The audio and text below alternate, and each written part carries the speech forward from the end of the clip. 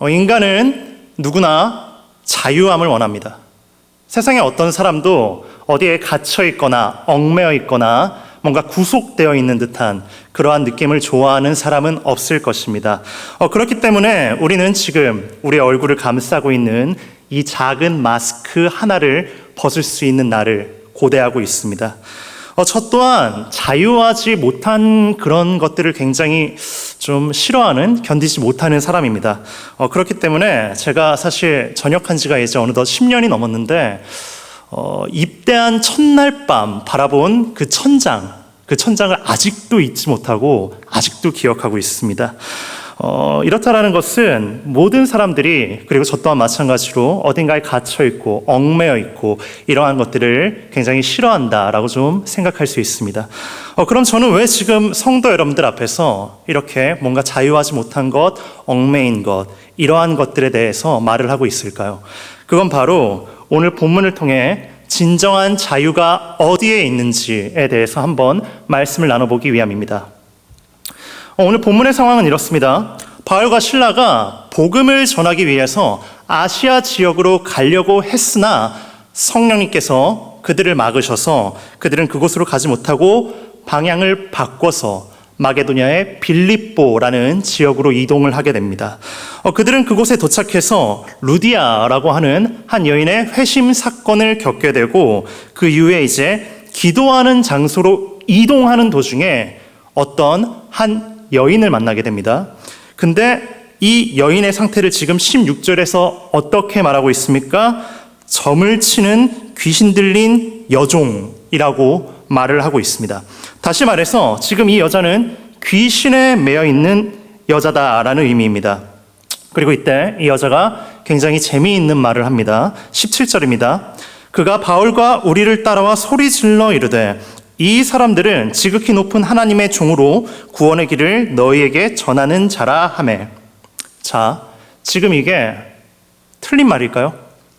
야, 얘들은 지극히 높으신 하나님의 종인데 그 하나님의 종이 구원의 길을 지금 너희한테 전하고 있어. 이렇게 말하고 있는 건데 이게 틀린 말일까요?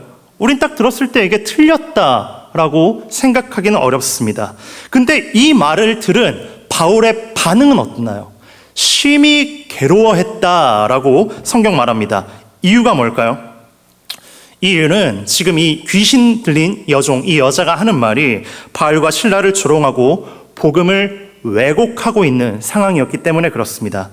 자, 지금 이 여종의 말을 들어보면은 복음을 누구한테 전한다라고 말하고 있습니까?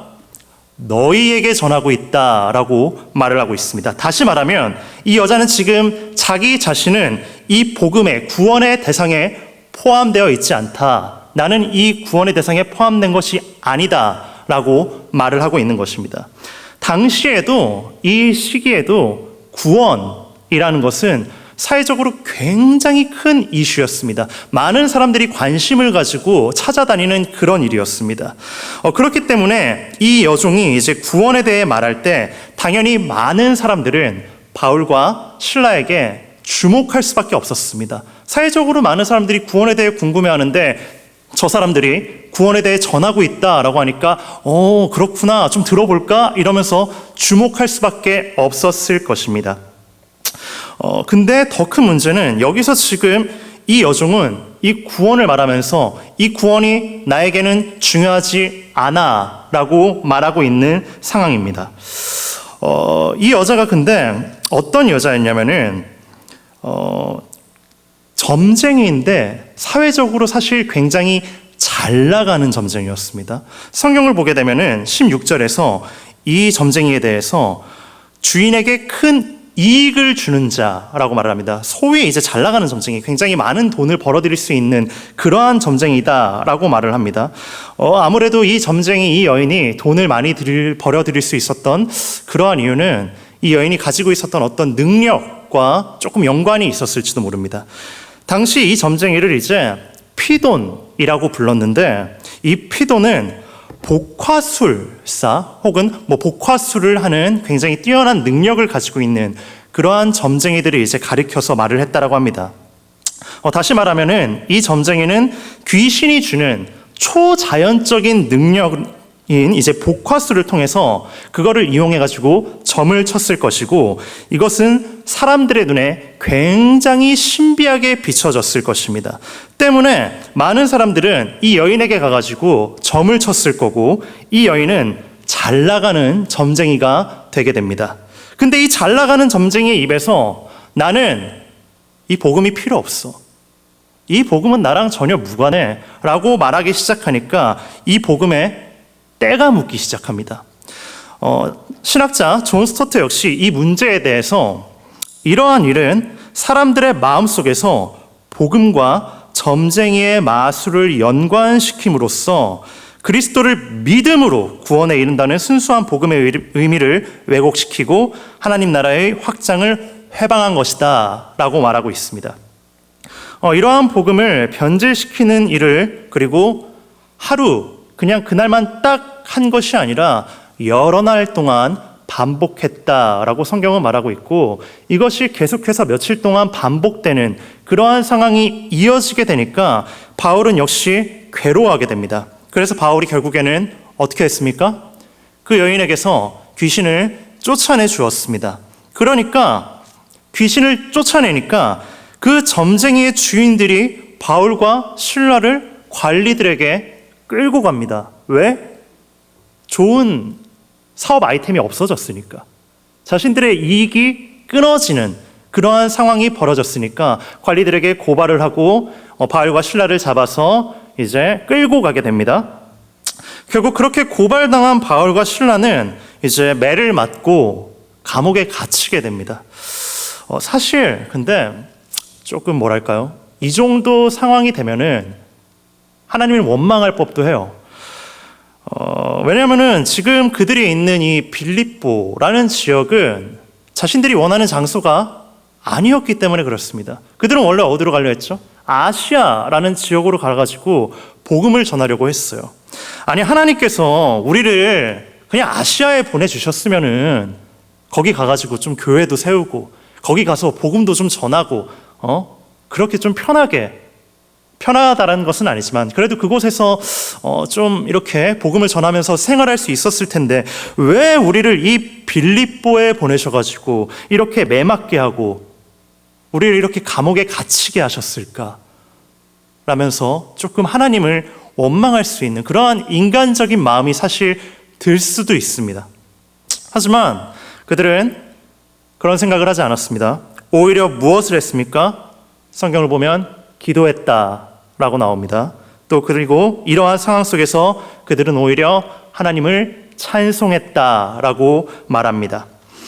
그리고 그것을 다른 죄수들이 들었다라고 본문은 말하고 있습니다. 다른 죄수들의 입장에서는 사실 정말 정신이 나갔구나 라고 생각할 수 있는 그러한 상황일 수도 있습니다. 하나님을 전하다가 하나님 때문에 감옥에 들어와서 하나님 때문에 매맞고 매타작질 당하고 그러한 상황 가운데 놓이게 되었는데도 불구하고 하나님을 찾고 기도하고 찬양하고 그러고 있으니까 다른 사람들의 입장에서는 눈으로 봤을 때는 이거는 쟤네는 좀 제정신이 아닌가 보다 이렇게 생각할 수도 있는 상황이었을 것입니다. 하지만 사랑하는 성도 여러분, 진정한 그리스도인이라는 것은 사실 이런 것 아니겠습니까? 삶의 환난과 역경, 고난 속에서도 하나님께 기도할 수 있고 하나님을 향해 찬양할 수 있는 것이 진정한 그리스도인의 자세가 아니겠습니까? 다윗이 목숨이 위험한 상황 속에서 내가 지금 숨어있는 이 굴에서 내가 어떻게 될지 알지도 못하는 상황 속에서 오늘 내일 내가 언제 죽을지 알지도 못하는 상황 속에서 그가 그렇게 수많은 하나님을 찬양하는 시편을 지을 수 있었던 이유가 무엇입니까? 모세가 꼼짝없이 죽게 생긴 상황, 홍해에서 뒤에서는 애굽의 군대가 따라오고 있고 앞에는 바다가 막혀있는 정말 이제 우리는 꼼짝없이 죽었구나 라고 생각하는 그러한 상황 속에서도 그리고 자신들을 죽음의 길 가운데로 내모신 이 광야길에서 우리가 죽을 수도 있겠다 라고 생각하는 그러한 상황 속에서도 그들이 하나님께 기도할 수 있었던 이유는 무엇입니까? 그들이 진정으로 하나님을 바라는 자들이었기 때문이지 않겠습니까?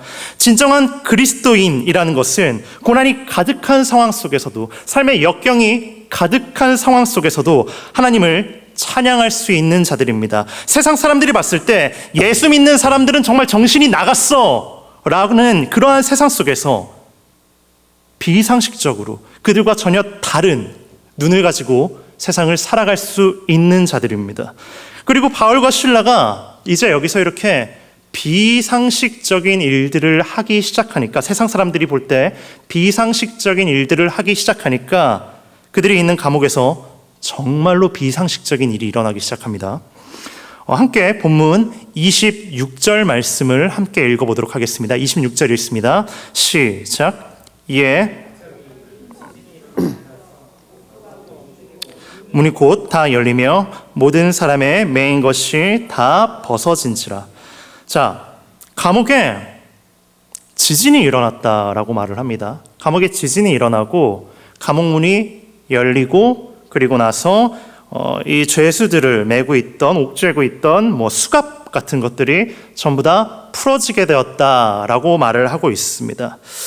여기서 특별히 그들이 매고 있었다라는 것이 다 풀어졌다라는 것은 사실 사람의 상식으로는 조금 이해하기 힘든 일일 수 있습니다. 지진이 일어나면은 감옥의 문이 열릴 수는 있다라고 치겠습니다. 그럴 수 있겠죠. 큰 지진이 일어났기 때문에 당연히 감옥의 문이 열릴 수는 있을 겁니다. 하지만 지진이 일어난다 해가지고 어떻게 사람의 다리를 차고 있던 그 착고가 풀어질 수 있으며 어떤 사람의 손을 묶고 있던 그러한 수갑 같은 것들이 풀어질 수 있겠습니까?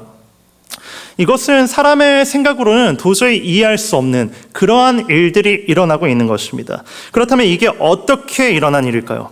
특별히 본문에서 이 일어난 일들, 즉 움직이고 열리며 벗어진지라에 해당하는 말들은 이제 원문으로 조금 성경을 보게 되면 이게 전부 다 수동태로 쓰여 있는 것들을 우리는 조금 알 수 있습니다. 다시 말해서 이게 스스로 저절로 그냥 딱 일어난 일들이 아니라 무언가의 영향을 받아서 이것들이 지금 풀어지고 무언가의 영향을 받아서 이 문들이 열리고 그러한 상황이 일어나게 되었다라는 것입니다. 그리고 그들의 기도와 찬양 이후에 이런 일이 생겼다라는 것은 당연히 우리는 하나님의 역사하심으로 말미암아 이러한 일들이 생겼다라고 생각할 수밖에 없습니다. 그렇다면 이제 감옥문이 열렸어요. 그리고 메인 것들이 다 풀어졌어요. 그럼 가장 큰일 난 사람은 누구일까요? 와, 이거 진짜 큰일 났다 라고 생각해야 되는 사람은 누구일까요? 당연히 그 감옥을 관리하고 있는 간수입니다.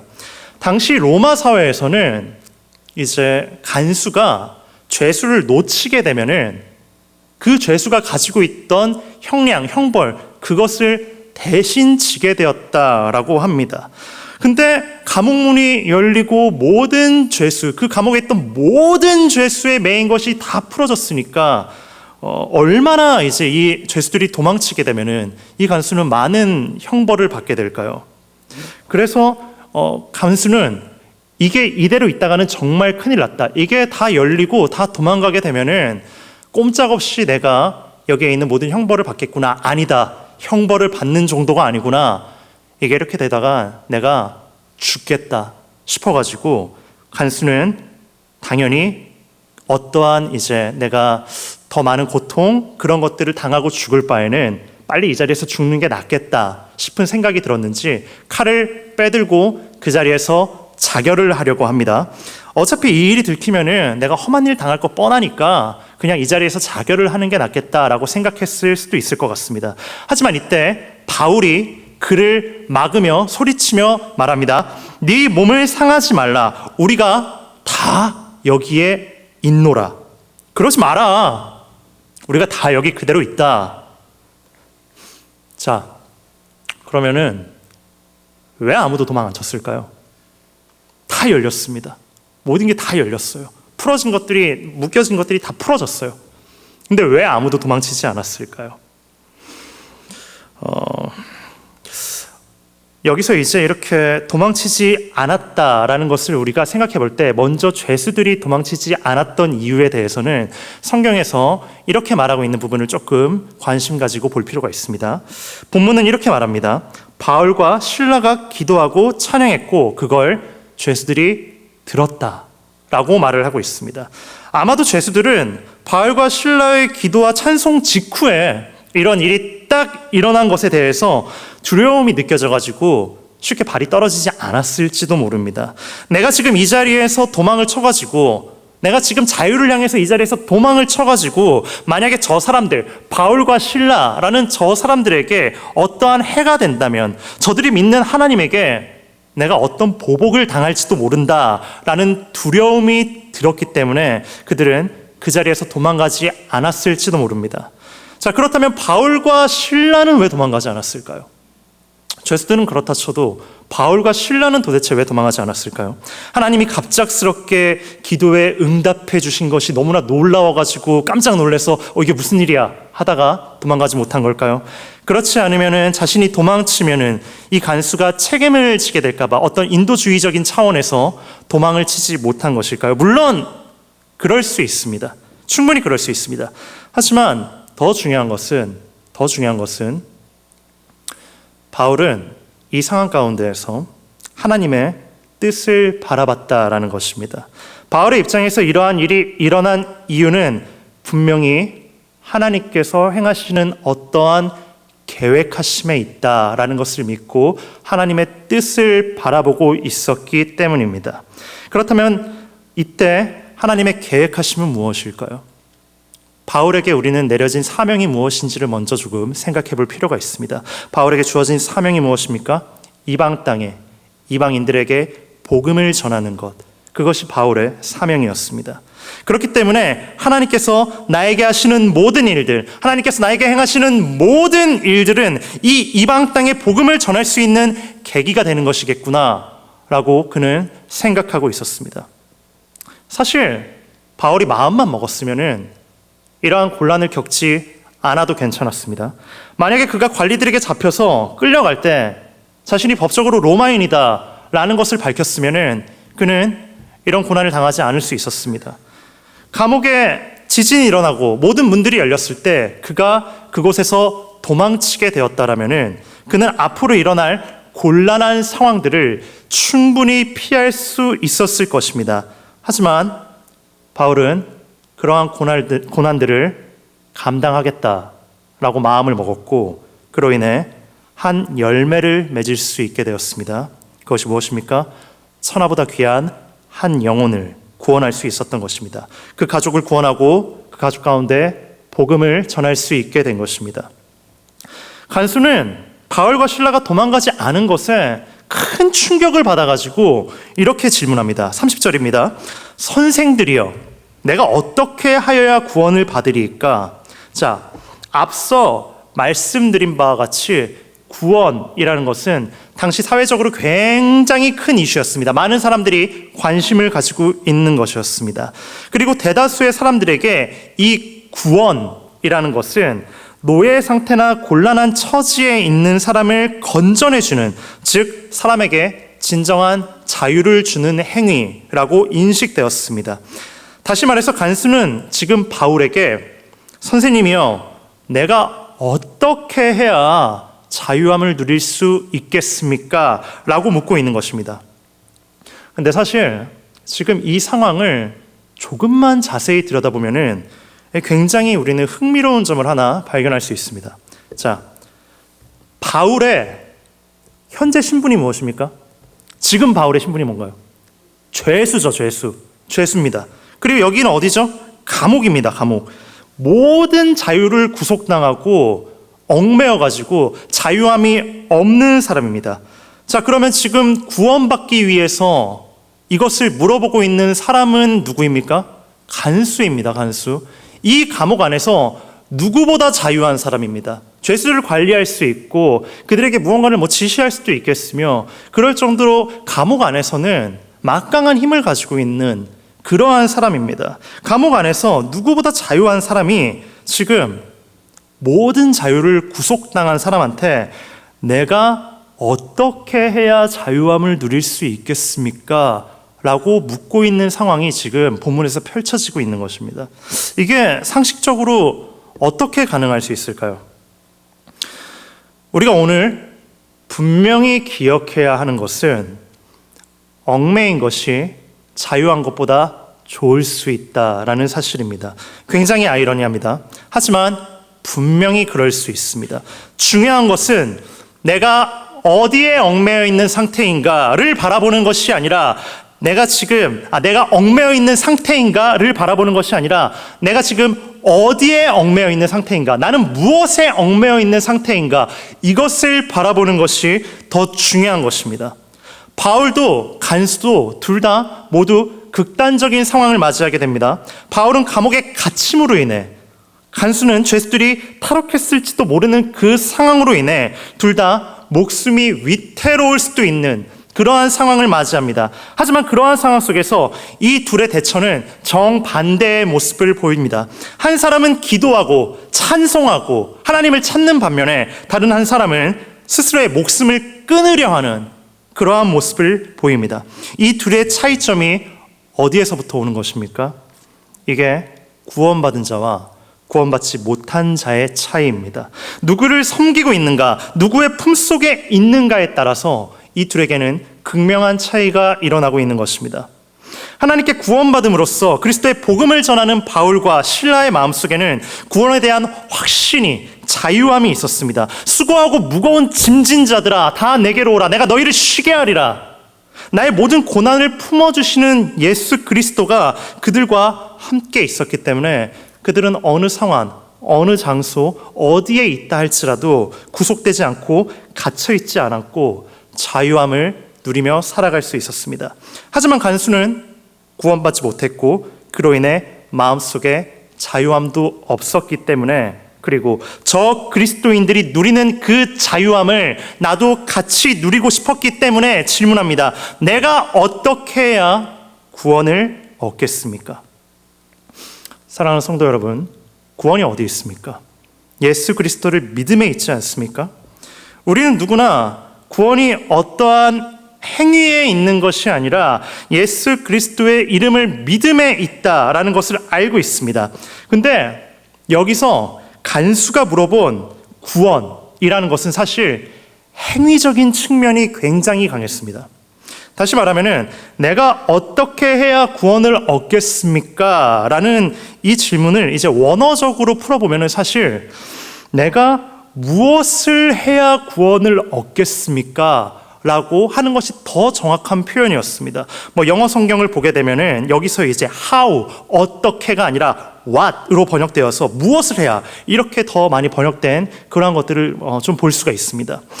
그렇다면 간수는 왜 이런 질문을 했느냐? 왜 이렇게 질문을 했느냐?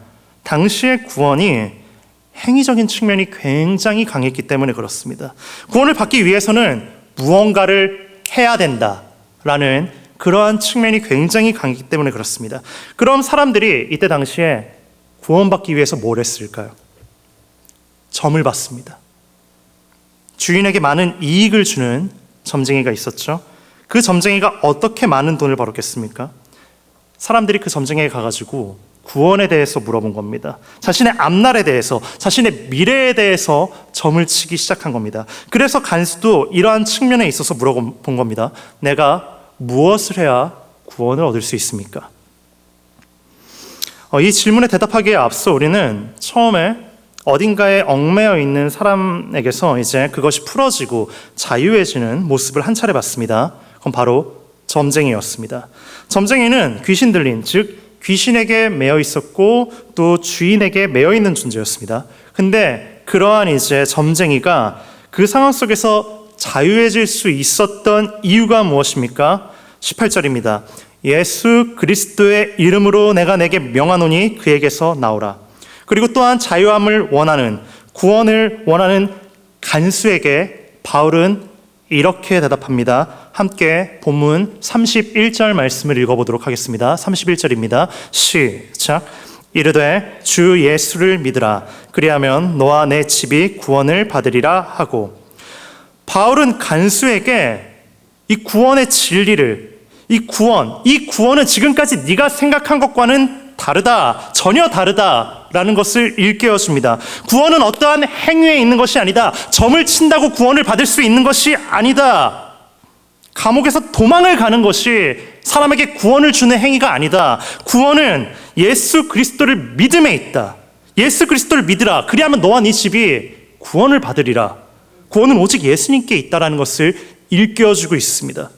그리고 이후에 바울은 그 집안의 사람들에게도 주의 말씀을 전하게 됩니다. 그 말씀을 들은 자들이 어떻게 되었습니까? 34절입니다. 그들을 데리고 자기 집에 올라가서 음식을 차려주고 그와 온 집안이 하나님을 믿음으로 크게 기뻐하니라. 정말 굉장한 능력 아닙니까, 사실? 단 한 번 하룻밤 말씀을 전했는데 온 집안의 사람들이 하나님을 믿고 기뻐했다라고 말을 하고 있습니다. 이건 정말 너무나 부러운 능력이 아닐 수 없습니다. 근데 이러한 일들이 바울에게 어떠한 능력이 있었기 때문에 가능했던 것일까요? 절대 그렇지 않습니다. 예전에 한 영화 시상식에서 이제 굉장히 화제가 되었던 수상 소감이 있었습니다. 이제 그 배우는 상을 타고 나서 이렇게 말을 했습니다. 나에게도 이런 상이 오는군요. 항상 마음으로 생각만 하고 겉으로 표현하지는 못했는데 하나님께 가장 감사드립니다. 그리고 제가 한 것은 아무것도 없습니다. 저는 그저 60명의 스태프들이 차려놓은 밥상을 그저 맛있게 먹기만 하면 되었기 때문입니다. 바울이 한 것은 아무것도 없습니다. 그가 무엇을 했나요? 그가 한 것은 그저 예수 그리스도를 믿고 기도하고 찬양했을 뿐입니다. 그러니까 하나님께서 모든 상황을 다 만들어주셨고 그는 그저 하나님이 예비하신 그 길을 걸어갔을 뿐입니다. 그리고 바울이 그러한 길을 걸을 수 있었던 이유는, 그에게 그러한 길이 열릴 수 있었던 이유는 그가 하나님 안에 얽매여 있는 자였기 때문에 그렇습니다. 하나님께 구속되어 있다라는 것, 하나님의 소속이 되어 있다라는 것은 곧 하나님의 소유 안에 있다라는 말입니다. 다시 말해서 하나님께서 우리의 주인이 되시고 어떠한 상황 가운데에서도 우리에게 자유함을 허락하시며 우리는 그 자유함에 힘입어 하나님이 베푸시는 능력 안에서 세상을 살아갈 수 있는 것입니다. 사랑하는 성도 여러분, 풀려있는 자유보다 얽매인 구속이 더욱더 좋을 수 있습니다. 우리는 아이러니하게도 하나님 안에 얽매여 있을 때 진정한 자유를 누릴 수 있는 자들입니다. 하나님 안에 구속되어 있을 때 세상을 더욱더 담대하게 살아갈 수 있는 자들입니다. 하나님 안에 갇혀 있고 그분의 소유가 되어 우리가 지금 살아가고자 한다면 하나님께서는 분명히 우리의 인생을 책임지시고 우리 앞에 가장 좋은 밥상을 준비해 주실 것이며 또한 그 진리가 우리를 자유케 하실 줄 믿습니다.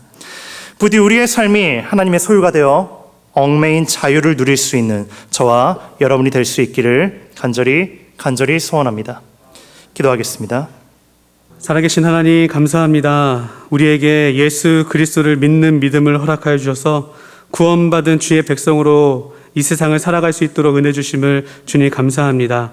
세상 가운데 참 많은 어려움들을 겪으며 살아가고 있는 우리들의 삶 가운데서도 하나님 그 고난과 어려움 속에서도 주님께서 행하실 일들을 바라보게 하시고 또 우리를 통하여서 나타내실 그 구원의 은혜를 우리가 바라볼 수 있는 믿음의 삶이 되어질 수 있도록 아버지 인도하여 주시옵소서. 하나님 감사합니다. 우리가 세상에 매여 살아가고 있지만 세상에 따라 살지 않게 하시고 오직 하나님 말씀에 매여 그 말씀에 순종함으로 살아갈 수 있는 믿음을, 우리의 삶을 허락해 주심을 감사합니다. 끝까지 이 믿음을 지키며 살아갈 수 있도록 성령 하나님 우리에게 충만함을 주시고 인도하여 주셔서 하나님의 영광 가운데 쓰임받는 귀하고 복된 삶이 될 수 있도록 역사하여 주시옵소서. 이제는 우리 구주 예수 그리스도의 은혜와 하나님의 한량없는 그 크신 사랑과 성령 하나님의 인도하시고 채워주시고 늘 말씀 가운데 새 힘과 새 능력을 주시는 그 은혜가 이제 예배를 마치고 삶의 자리 가운데 말씀에 순종함으로 결단하며 나아가기를 소망하는 우리 귀한 성도들의 삶과 그 가정과 그 직장 위에 이제부터 영원토록 함께 하시기를 간절히 축원하옵나이다. 아멘.